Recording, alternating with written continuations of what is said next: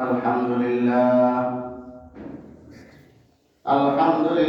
নাহমাদুহু ওয়া নাস্তাঈনুহু ওয়া নাস্তাগফিরুহু ওয়া নাউযু বিল্লাহি মিন শুরুরি আনফুসিনা ওয়া মিন সাইয়্যাতি আ'মালিনা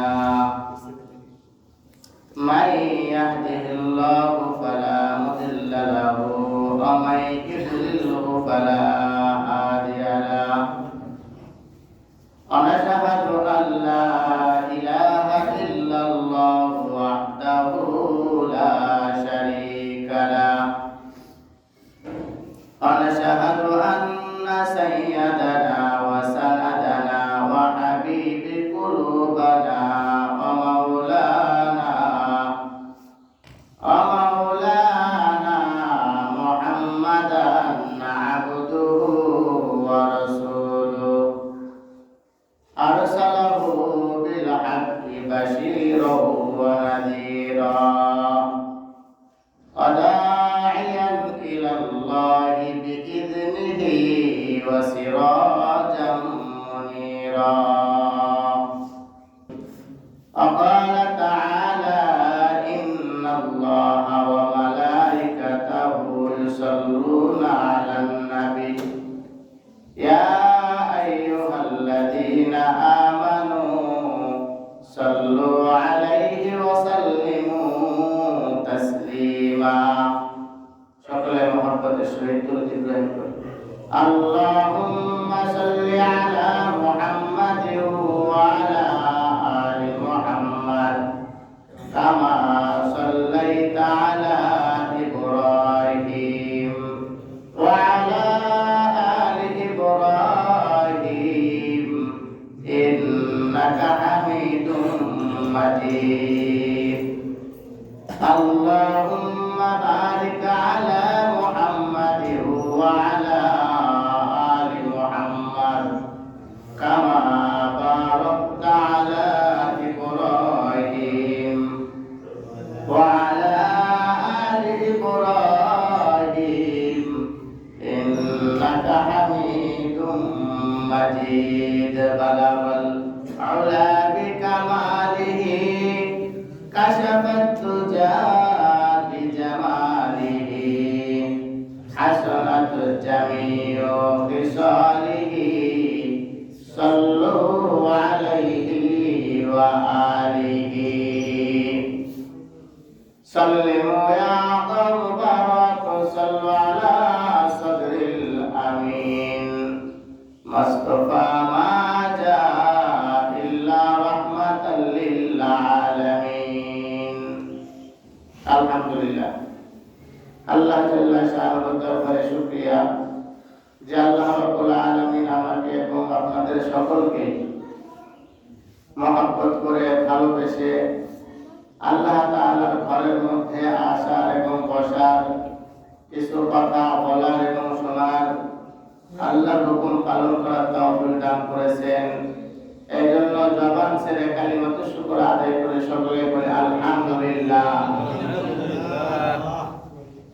আমি মাঝে মাঝে উদাহরণ দিয়ে থাকি, যার যার বাসায়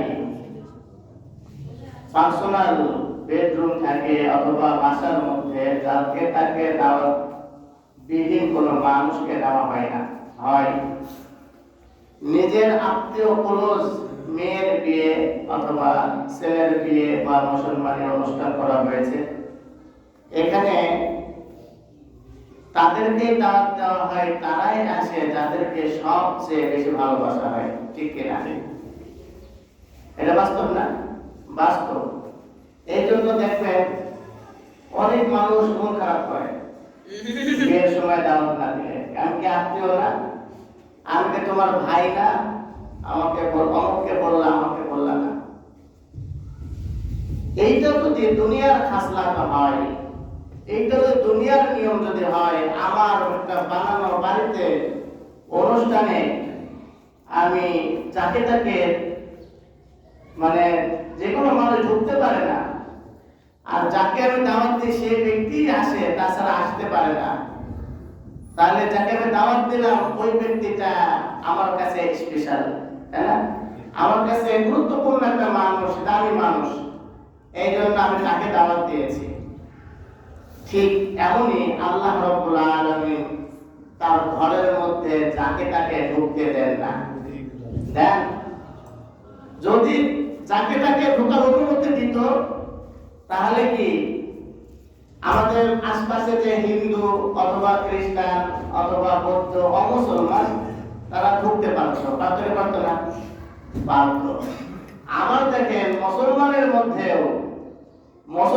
মধ্যেও যারা আল্লাহ তাআলা সবাইকে মসজিদের মধ্যে ঢোকান। যাকে আল্লাহ তাআলা বেশি ভালোবাসে তাকে মসজিদের মধ্যে ঢোকান। যাকে আল্লাহ বেশি মহব্বত করে তাকে আল্লাহ তাআলা ঘরের মধ্যে আসার তৌফিক দান করেন। জোরে বলেন সুবহানাল্লাহ। আমরা যে এসেছি আমাদের নিজের কোন শক্তির বলে আমরা আসতে পারি নাই। আযান হয়েছে সবার জন্য, আযান হয়েছে নাকি? দাওয়াত সবার জন্য না? সবার জন্য মসজিদ থেকে দাওয়াত দেওয়া হলো, আল্লাহু আকবার, আল্লাহু আকবার, আল্লাহ বড়, আল্লাহ বড়।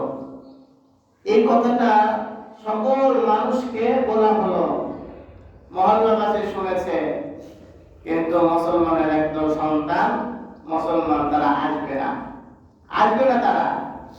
কারণ কি? এই দাওয়াত ঠিকই দিয়েছে, কিন্তু অনুমতি দেওয়া হয় নাই যে আমার গেটের মধ্যে ঢুকো, অনুমতি দেওয়া হয়।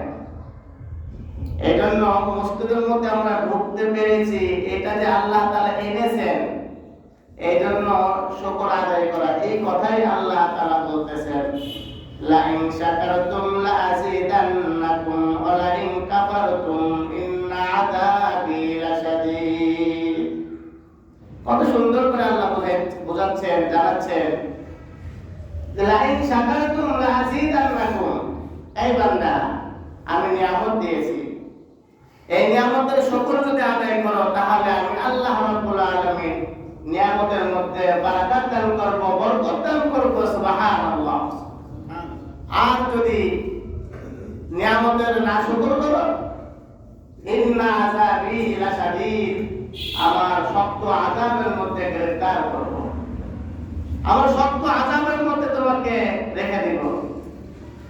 ওলামা হযরত আমরা যারা আছি তারা আমরা তাফসীরের মধ্যে দেখেছি, তাফসীর পড়ি, ওই সময়টা আমাদের কাছে কিছু ব্যাখ্যা আসে, উদাহরণ আসে।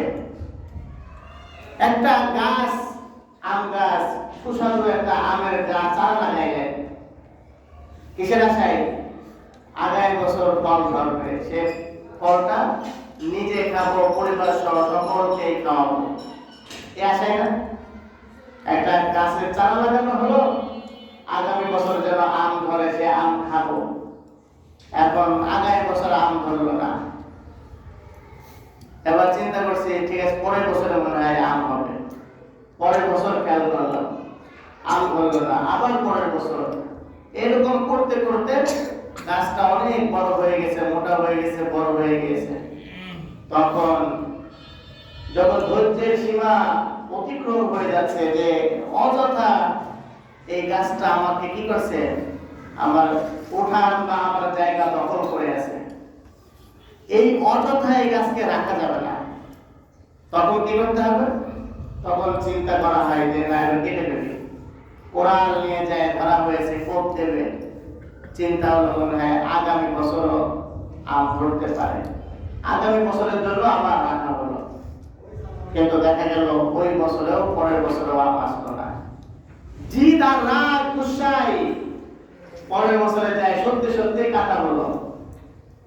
কেটে আম গাছটা কি করা হলো, ওই আমের যে পাতা আর ডালপালা যেগুলো আছে সেইগুলো ছোট্ট একটা চুলার মধ্যে ভাত রান্না করার জন্য ওই চুলার মধ্যে ওইগুলো দিয়ে ভাত রান্না করে খাবো, এক কথাই। আর যেই বড় মোটা মোটা যে কাঠটা বেরোয়েছে ওইটাতে ফার্নিচার বানাবো। আল্লাহ রাব্বুল আলামিন এটাই বলতেছেন, লা ইন শাকারতুম লা আযীদান্নাকুম ওয়া লা ইন কাফারতুম ইন্না আযাবি লাশাদীদ। বান্দারে, আমি তোমার মাথা থেকে পা পর্যন্ত তোমার দেহের মধ্যে দেহটা দান করেছি, এটা আমার নিয়ামত। তোমার মাথার মধ্যে ব্রেন বুদ্ধি দিয়েছি, ভালো মন্দ বুঝো, এইটা আমার নিয়ামত। এই বান্দা, দুইটা চক্ষু দিয়েছি, এই দুইটা চক্ষু দিয়ে আমার নাজ নিয়ামত দেখবা, রাত আর দিন দেখবা, এইটা নিয়ামত।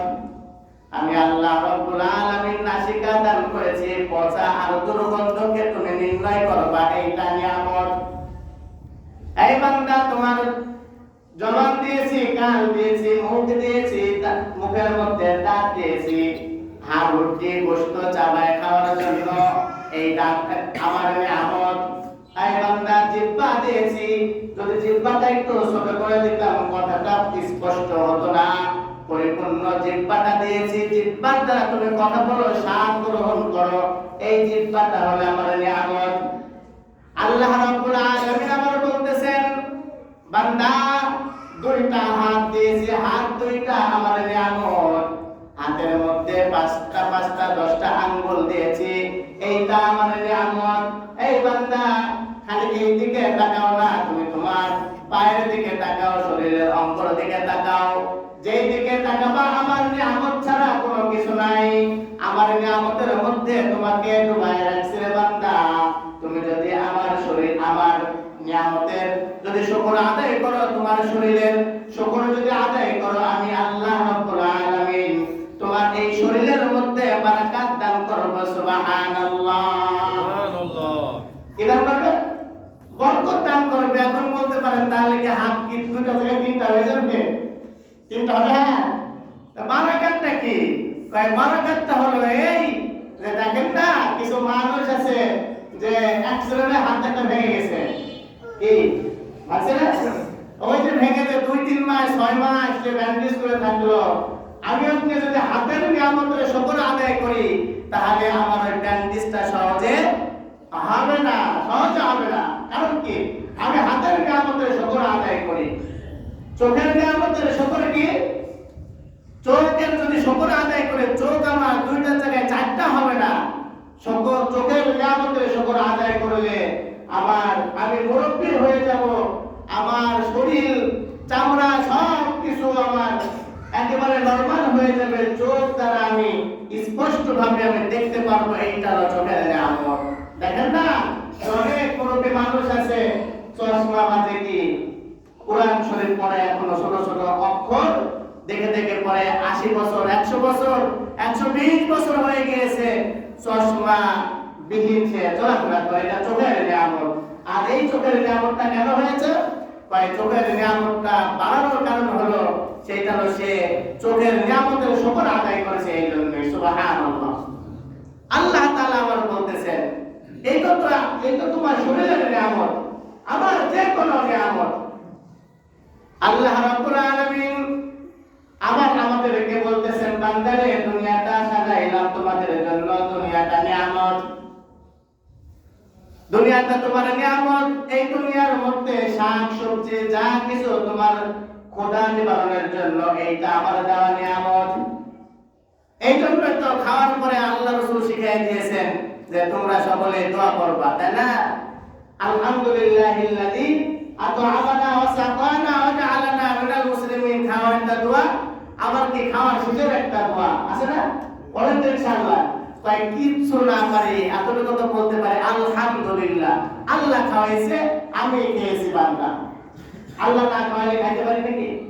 আমাদের মুরব্বীরা, উলামা হযরত একটা উদাহরণ দেন যে, একজন আমাদের যেমন গুজরাটে জামাত এসেছিল এখানে মসজিদের মধ্যে, তো এরা যেমন ওই গুজরাট থেকে এসেছে লা ইলাহা ইল্লাল্লাহ কালিমা দাওয়াত দিয়েছে।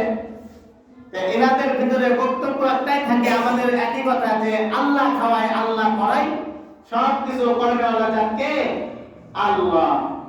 একটা ঘাওড়া একটা ছেলে, একটা ছেলে, যুবক ছেলে, ঘাওড়া বুঝেন তো, মানে খুব তেরা, ও যতই বোঝানো হয় ও উল্টা বোঝে। আল্লাহ কেমনে খাওয়ায় দেখবো, আল্লাহ কেমনে খাওয়ায় এটা দেখবো, পরীক্ষা, আল্লাহ পরীক্ষা করবে। রাত করে ওদের বাড়ির পাশের এক গাছের মধ্যে বসে আছে, গাছের মধ্যে বসে আছে। এখন বাবা মা কয়, কি রে, সকাল থেকে ছেলে খাই না, কি হয়েছে? মা কয়, তোমার ছেলে ওই গাছের মাথায় বসে আছে। কি হয়েছে? জানি না। কয় তাহলে ওর রাগ হয়েছে, ওর খাবার পছন্দের খাবার রান্না করো। পছন্দের খাবার রান্না করে ওকে বলে ওর মা লোক দেখায় যে বাবা তোমার পছন্দের খাবার রান্না করেছি, এসে খেয়ে যাও। ছেলের মনের মধ্যে রয়েছে সটাম রাগ, আল্লাহ কেমনে খাওয়াই দেখবো। আল্লাহর বান্দা যুবক গাছের উপরে বসেই আছে, মা আবার ভাবছে আমার জন্য মনে হয় আসছে না, তাই খাবারটা গাছের গোড়ায় রেখে চলে আসছে। আসলে এবার রাত হয়ে গেছে, যুবকের চিন্তা তো একটাই, আল্লাহ কেমনে খাওয়ায় দেখবো। ওই রাস্তায় ওই রাতের বেলা একদল ডাকাত যাচ্ছিল ডাকাতি করতে। ডাকাত যখন যাচ্ছিল তখন সুঘ্রাণ বেশিকে, এখানে সুঘ্রাণ কেন, তখন ওই ডাকাত দল লিডার যে সে বলছে যে দেখো কি আছে, খুলে দেখে যে খুব ভালো ভালো খাবার। এখন বলছে যে তাহলে আমরা খাই। ওর মধ্যে থেকে একজন বলছে না খবরদার খাওয়া যাবে না। ডাকাত কি একদল থাকে নাকি, বিপক্ষ দল থাকে না? ওর মধ্যে থেকে একজন বলছে খবরদার না, আমরা এই রাস্তা দিয়ে যাবো, আমাদের বিপক্ষ দল তারা জানতে পেরেছে যে এই সাইড দিয়ে আমরা আজকে যাব, তাই কোরকম দেখে খাবারের মধ্যে বিষ মিশায় রাখছে, যদি খায় সবাই মারা যাব। এই ভয় যখন ঢুকাই দিছে আর কেউ খায় না। আর কয় তুই খা, কয় আমি খাবো না, ও কয় তুই খা, আমি খাবো না। তাই কারে পাওয়া যায়? ওই বকডালে বসে আছে, ও সব শুনছে। তো আবার এই ডালের থেকে আরেক ডালে যখন পা দিছে, ডালটা ছিল একটু নরমাল মরা ডাল, গেছে ভেঙে। আর শব্দ হয়ে লাইট মেরে দেখে যে উপরে একজন আছে। তাই নাম নামবো না, নাম নামবো না। এবার দুজন যে তো মনে করেন যে পিটাই পিটাই নামাইছে, নামানোর পরে এবার তুই খা। ডাকাত দলের চিন্তা হলো যে খাওয়ার পরে তো মরে যায় আমরা পালাবো, আর যদি বেঁচে থাকে তাহলে খাওয়া বাদ দিয়ে আমরা খেয়ে নেব। ডাকাত দলের চিন্তা। এখন ডাকাত দল ওকে কয় খা, ও কয় না আমি খাবো না। যুবকের চিন্তা কি, আল্লাহ কেমনে খাওয়ায় আমি দেখবো। এবার মনে করেন যে দুইজন হাত ধরছে আর দুইজন পিছনে পিটানো শুরু করছে, এই খা, খাই না। যে পিটানো শুরু করছে, যুবক খায় আর কাম দেওয়ার কয় আল্লাহ যে পিটায়ও খাওয়ায়, এটা আমার জানা ছিল না। সুবহানাল্লাহ। আল্লাহ কি পিটায়ও খাওয়াইতে পারে? আল্লাহ কি এসে খাওয়াই দেবে পারে? এই জাফর তুই খা, নেতরে দিলাম একটু ভাত খা, বলবে? আল্লাহ খাবার আমার সামনে কোনো না কোনো মানুষের মাধ্যমে দিবে, কোনো না কোনো কাজের বিনিময়ে আমার খাবার সামনে আসবে। আমি এখানে খেদমত করেছি, এখান থেকে একটা হাদিয়া তো পাই। আমি একটা স্কুলে চাকরি করে ওখান থেকে হাদিয়া তো পাই। ওই হাদিয়া তো দিয়ে এখন যদি আমি বসে থাকি যে চাউল আমার বাসায় এনে চলে আসবে, আসবে আসবে চাউল? আমার চাউলের দোকানে যাই, টাকা দিয়ে চাউল নিয়ে বাসায় এসে এখন যদি আমি চিন্তা করি যে চাউলতে ভাত হয়ে যা, হবে? চাউল ভাত হবে না। ভাত হয়েছে, ভাত রান্না করা হয়েছে, এবার যদি ভাতকে সামনে রেখে বলে কাজের মধ্যে চলে যায়, আসবে? আসবে না। আমার মেহনত করতে হবে, হাত দিয়ে মাখায়ে, গালে তুলে, দাঁত দিয়ে চাবায়ে, তারপরে খেতে হবে। আমার পেটের মধ্যে যে খাবারটা ঢুকলো, এই খাবারটা আল্লাহ তাআলার দেওয়া নিয়ামত। মুআজ্জাজ মুহতারাম, আল্লাহ রাব্বুল আলামিন আমাকে আপনাকে এরকম নিয়ামত দিয়েছেন, সেই নিয়ামতের কথার মধ্যেই আছি। লাইন শাকারতুম লাযীদান্নাকুম ওয়া লাইন কাফারতুম ইন্না আযাবি লাশাদীদ। আয়াতের শেষ কালিমার মধ্যে আল্লাহ তাআলা বলতেছেন ইন্না আযাবি লাশাদীদ। আল্লাহ রাব্বুল আলামিন বলেন, বান্দা আমি তোমাকে নিয়ামত দিয়েছি, নিয়ামতের যদি শুকর আদায় করো তাহলে নিয়ামতের মধ্যে বরকত দান করব, বারাকাত। সেই বারাকাতটা তোমরা নিজের চোখে দেখবা না। এই বারাকাত দেখার জন্য লাগবে তোমার ঈমানি একটা চোখ। যে চোখ দ্বারা তুমি তাকাবা, ওই তাকানোর মধ্যে তুমি তোমার নিয়ামতটা বুঝে পাবা। আর তুমি যদি না তাকাও, ওই ঈমানি চোখ যদি তোমার না থাকে, তাহলে তোমার কাছে মনে হবে এইটা কোনো আমার নিয়ামত না। আল্লাহ বলতেছেন ইন্না আযাবি লাশাদীদ। এই বান্দা, নিশ্চয় আমার শক্ত একটা আযাব আছে। আযাবের ঘটনার মধ্যে আসছে, জাহান্নামের বয়ানের মধ্যে আসছে। 3000 বছর ধরে অগ্নিকে আগুনকে আল্লাহ রাব্বুল আলামিন জ্বালাইছেন। 1000 বছর ধরে জ্বালানোর পর আল্লাহ রাব্বুল আলামিনের ফেরেশতা বলেন যে ইয়া রাব্বে কারীম, দেখেন তো এই জাহান্নামের আগুনের রং কি আপনার পছন্দ হয়েছে? আল্লাহ তাআলা পছন্দ হয় নাই। আবার 1000 বছর জ্বালাও। আমার আপনার এই দুনিয়ার 1000 বছর না, দুনিয়ার 1000 বছর না, দুনিয়ার আখিরাতের একদিন, দুনিয়ার 1000 সমান 1000 দিনের সমান একদিন। কিতাবের মধ্যে আছে উপমা দীর্ঘমেয়াদী। ওই দিনের হিসাব আর এই দিনের হিসাব করলে আমরা বোকার স্বর্গে বাস করছি। যদি মনে করি যে কিয়ামতের একদিন আর আমাদের এই দুনিয়া 24 ঘন্টা একদিন, তাহলে আমরা বোকার স্বর্গে আছি। উপমা দীর্ঘমেয়াদী। মুফাসসিরিন ইকরাম লিখেছে যে কিয়ামতের একদিন মানে আখিরাতের একদিন দুনিয়ায় কমসে কম 1000 দিন সমতুল্য, কমসে কম 1000 দিন। সেই কথাই আল্লাহ তাআলা বলতেছেন, ইন্না আযাবি লাশাদীদ, নিশ্চয় আমার আযাব অনেক শক্ত, অনেক বড় ভয়ঙ্কর আযাব। খালি আগুনের আযাব না, 3000 বছর পরে আগুনটা জ্বালানোর পর আগুনের রং যখন আল্লাহ তাআলার পছন্দ হয়েছে, আল্লাহ রাব্বুল আলামিন তখন আগুনকে বললেন এইটাই হলো জাহান্নামীদের জন্য যথেষ্ট। যেখানে আল্লাহ বলছে জাহান্নামীদের জন্য এই আগুনই যথেষ্ট, তাহলে বোঝেন কত ভয়ানক আগুন হবে আমার আপনার জন্য যদি ঈমান আমল যদি ঠিক না থাকে। তারপরে আল্লাহ রাব্বুল আলামিন উদাহরণ টানেন, এই বান্দা, সাধারণভাবে যদি তুমি তোমার গ্রামের তুমি যদি তোমার ব্যক্তিগত একটা গাছ লাগাও, সেই গাছটাকে তুমি যদি আম না দেওয়ার কারণে 2, 4, 5, 10 বছর পর যদি তাকে কেটে ফেলো, কেটে একেবারে যে নষ্ট করে ফেললা তা না, তুমি ওই পাতাগুলোকে রান্না করে তোমার পেটটা তুমি ঠান্ডা করলাম, ওই ডালপালা দিয়ে তুমি রান্না করলাম, ভালো মোটা কাঠ দিয়ে তুমি ফার্নিচার বানাইলাম, তার মানে ওই গাছের কোনো অংশই তুমি বাদ দিলা না রে বান্দা। আমি আল্লাহ রাব্বুল আলামিন মহব্বত করে আদর করে তোমাকে বানাইলাম, আমি মহব্বত করে ভালোবেসে তোমাকে সৃষ্টি করেছি। আমা খালাকতুল জিন্না ওয়াল ইনসা ইল্লা লিয়াবুদুন, আমি আল্লাহ রাব্বুল আলামিন জিন ও ইনসানকে বানাইছি আমার গোলামি করার জন্য, আমার দাসত্ব করার জন্য। এই বান্দা, আমার গোলামি বাদ দিয়ে যখন তুমি অন্য কোন মানুষের গোলামি করো, অন্য কারোর কাছে যখন তুমি সাহায্য চাও, তখন সে আমার সমকক্ষ হয়ে যায়, তুমি সেটা কি করে ফেলো।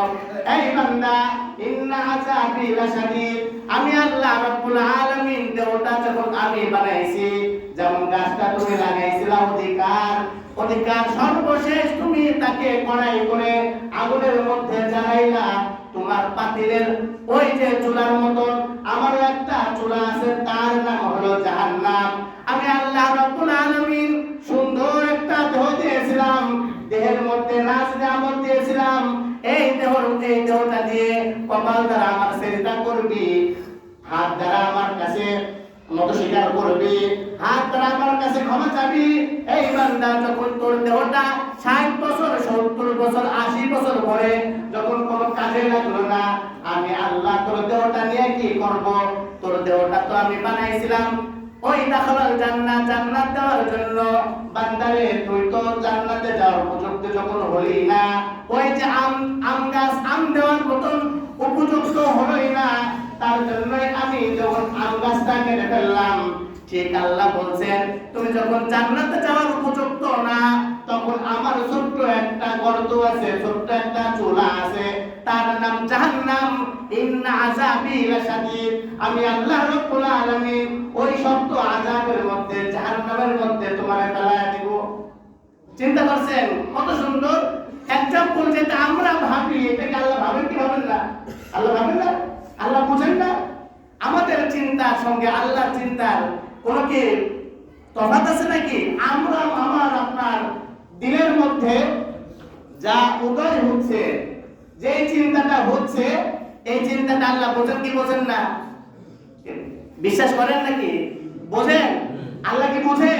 তাহলে আমি যদি একটা আম গাছ, কাঁঠাল গাছ লাগানোর পরে যদি আমি যদি সেই গাছটাকে সেই গাছটা ফল না দেওয়ার কারণে আমি তাকে কেটে ফেলি, এবং খালি কেটেই ফেলি, তাকে ফেলাই দিই না এমনটা না, তাকে কাজে লাগাই। সেই কাজে লাগানোর সিস্টেমটা কি? ফার্নিচার বানায় অবশিষ্ট অংশ দিয়ে আমি আমার চুলার মধ্যে ঢুকায়ে পুরায়ে ভাত রান্না করে সেই খাবারটা আমি খাই। তাহলে বলেন তো, যে আল্লাহ এত সুন্দর একটা দেহ দিয়েছে, শরীর দিয়েছে, আল্লাহর পুত্রকে পায়ে সেজদা করার জন্য, নামাজ পড়ার জন্য, রোজা রাখার জন্য, হজ করার জন্য, যাকাত দেওয়ার জন্য, এই দেহের মধ্যে যদি আল্লাহ আর আল্লাহ রাসূলের কোনো কিছু যদি না থাকে, এই দেহটা আল্লাহ তাআলা অযথা নিয়ে কি করবেন বলেন? কোন বিবেকে আছে যে এই অযথা একটা দেহকে আল্লাহ তাআলা দাখিলা জান্নাত দান করবেন? কোন বিবেকবান কোন মানুষ এরকম চিন্তা করতে পারে যে আমি নামাজ পড়লাম না, রোজা করলাম না, হজ করলাম না, যাকাত দিলাম না, কিন্তু আমাকে আল্লাহ তাআলা জান্নাত দেবে, জান্নাতে চলে যাব? এরকম কোন বিবেকবান আছে? তাহলে আমাদের আলোচনার মধ্যে এই কথাই দাঁড়াচ্ছে একটাই, সেটি হলো কি, যে আল্লাহ রাব্বুল আলামিন একটা নিয়ামত, এই নিয়ামতের শুকরের যদি আদায় করি তাহলে বরকত দান করবেন, আর যদি নিয়ামতের শুকর না করি তাহলে আল্লাহ তাআলা যে কথাগুলো বলেছেন এই আযাবের মধ্যে আমাকে আপনাকে গ্রেফতার করবেন। আর এই গ্রেফতারটা দুনিয়াও হইতে পারে, আবার আখিরাতেও হইতে পারে। আখিরাতে হবে 100% শিওর, মরার সাথে সাথে।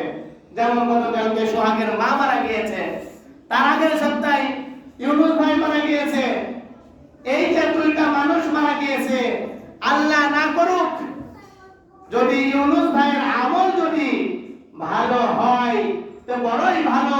3টা প্রশ্নের অ্যানসার যখন ইউনুস ভাই দিতে পেরেছে, তাহলে তার জন্য তার কবরটা হবে জান্নাতের কি একটা বাগান, একটা টুকরা।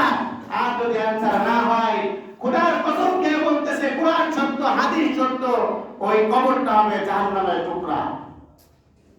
গতকালকে সোহাগের মা মারা গিয়েছে, উনি আবেদা ছিল, যা ছিল যেটা শুনলাম বুঝলাম, যদি আল্লাহ যদি এই আবেদাকে যদি তার অ্যানসার গুলো দিতে পারে, তার কবরটা হবে জান্নাতের একটা টুকরা। আর যদি অ্যানসার গুলো দিতে না পারে তাহলে হবে জাহান্নামের একটা টুকরা। কত বড় একটা আল্লাহ তাআলার কথা, যে মান রব্বুকা, মান দীনুকা, মান নাবিয়ুকা, 3টার অ্যানসার আমার আপনার শিখতে হবে। এই শিক্ষাটা খালি কি আপনার ওই মুখে মুখে প্রশ্ন করলাম আর অ্যানসার করলাম তা না। এই অ্যানসারটা বাড়াবে তখন যখন আমার মাথা থেকে পা পর্যন্ত সুন্নতের উপরে থাকবে, আমার মাথা থেকে পা পর্যন্ত আমার শরীরের মধ্যে আল্লাহ এবং আল্লাহর রাসূলের তরিকার মধ্যে চলবে, যখন আমার প্রত্যেকটা কাজ আল্লাহর তরফ থেকে আল্লাহর হুকুমেই হবে, যখন যে কোনো কাজ আল্লাহ রাসূলের তরিকায় হবে, তখন আমার আপনার মুখ দ্বারা বেরোবে মান রব্বুকা, আমার রব আল্লাহ, মান দীনুকা, আমার দিন ইসলাম, মান নাবিয়ুকা, আমার নবী মুহাম্মদ সাল্লাল্লাহু আলাইহি ওয়াসাল্লাম। তাছাড়া সম্ভব না। একটা উদাহরণ টানি আমরা জেনে থাকি, বলার মতন সময় নেই। আয়াতে কারিমাটা কমপ্লিট করতে চেয়েছিলাম এই সপ্তাহে, হলো না। লাইন শাখা তোমরা এই আয়াতের মধ্যে পড়ে আছি, আগামী সপ্তাহে চেষ্টা করব ইনশাআল্লাহ। রাসূলের একটা হাদিস বলে শেষ করব। রাসূল সাল্লাল্লাহু আলাইহি ওয়াসাল্লাম যখন সাহাবাদেরকে এরকম মজলিস যখনই হতেন, তখন রাসূল সাল্লাল্লাহু আলাইহি ওয়াসাল্লাম যা বলতেন সাহাবা আজমাইন তাই বললাম, বাসায় যায় বিবিকে জানাইতেন। কারণ বিবিরা তো রাসূলের কাছে আসতো কম। মহিলারা আসতে পারে আমাদের মতো মসজিদে, আসতে পারে না, তাদেরকে দিন শেখানো দরকার। আমাদের সবচেয়ে দিনের মজবুত খুঁটি হলো আমাদের আহলিয়াত, আমাদের মা বোনেরা। আমাদের মা বোনেরা যেই পাক পবিত্র অবস্থায় যদি আমাদের খাবার রান্না করে, ওই খাবারের মধ্যে একটা বরকত থাকে। এই সম্পর্কে আগামীতে আলোচনা আসবে। এতটুকু বলতে চাচ্ছি যে আমাদের মা বোনদেরকে দিন শেখানো দরকার, দিন বোঝানো দরকার, দিন সম্পর্কে তাদের অবগত করা দরকার। এই জন্য আমার একটা প্রস্তাব নতুন এসেছি যে বড় মাইকে যদি আলোচনাটা যদি দেওয়া হয়, তাহলে আমাদের মা বোনেরা তারা কি দিন সম্পর্কে জানতে পারবে, তাই না? যেটা আপনারা শুনলেন, সালাম দেন কে কে বউকে, মানে বিবিকে কে কে সালাম দেন? হাত তোলেন তো। 1 জন 2 জন আর কে 3 জন 4 5 জন আর বাকিগুলো লজ্জা লাগে, তাই না? আজকে থেকে সালাম দেবো ইনশাআল্লাহ। ভাই আজকে যদি সালাম দেন বলবে যে সূর্য কোন দিকে উঠেছে গো অমকের বাপ, তাই না? যে এতদিন হঠাৎ করে সালাম, সালামটা কি জন্য দিচ্ছে এই তো জানেন না। সালাম দিচ্ছে তো আমার নেকি আমার সব আমার ভালোর জন্য, তাই না? সালাম তো আমরা অনেকেই দিই না, তাহলে এখানকার কথাগুলো কেমনে বলবেন? বলবেন নাকি? বলাও হয় না। যাদের বউ মারা গেছে, যে সোহাগের মা মারা গেছে, ওর বাবা আজকে ইচ্ছা থাকলেও আর কি তার ওয়াইফকে বলতে পারবে এই আজকে হুজুর এই আলোচনাগুলো করতে আজকে একটা সালাম দি, আসসালামু আলাইকুম, পারবে? পারবে না। জুম্মার আলোচনার বড় মাইকে দিলে কেমন হয়? আমি একটু খোঁজ নিয়েছি যে অনেকে সমস্যা হয়। কাদের সমস্যা জানেন? যারা ইসলামকে ভালোবাসে না, কোরআনকে ভালোবাসে না। কোরআনের কথা হাদিসের কথা ভালো লাগে না এমন মানুষ কি পৃথিবীতে আছে? তাদের ভালো লাগে না একমাত্র ইহুদি খ্রিস্টান ছাড়া। আমি সকালে স্কুলে পড়াই যখন, হিন্দু ছেলে মেয়েরা যারা আছে তারা কি করে জানেন? আউযুবিল্লাহ বিসমিল্লাহ শুরু করে হাত দুইটা কানের মধ্যে ঢুকায় রাখে। মা বাপ শিখাইছে, ছোট ছোট বাচ্চা, প্লে নার্সারি বাচ্চা, খবরদার ওই হুজুর স্যার যা করে শুনবি না। কানের মধ্যে হাত এমন ভাবে দেয় আমি টান দিয়েও বের করতে পারি না, যে বাপ একটু বের করে শোন, পড়া লাগবে একটু শোনো, তাও শোনে না। একমাত্র ইহুদি খ্রিস্টান হিন্দু আর মুসলমান এরা খালি কোরআনের কথা শুনতে চায় না, শুনতে দিতে বাধা দেয়।